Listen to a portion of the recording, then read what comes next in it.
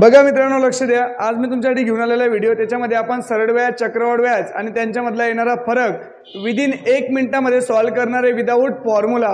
लक्ष द्या, 15,000 रुपये रक्कम 10% इंटरेस्ट रेटने 2 वर्षासाठी चक्रवाढ व्याज, सरळ व्याज आणि फरक सांगा। तर बघा, कोणत्याही संख्येचं जर तुम्ही एक घर बंद करता तर तुम्हाला किती पर्सेंट भेटतात? 10%।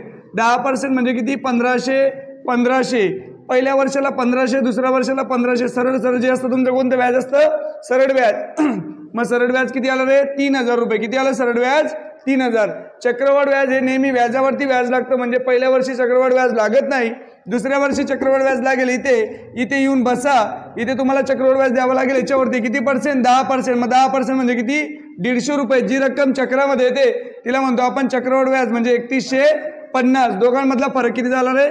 150 रुपये। असे तिन्ही क्वेश्चन, चक्रवाढ व्याज असो, सरळ व्याज असो का फरक असो, तुम्ही एका मिनिटामध्ये सॉल्व्ह करू शकतात।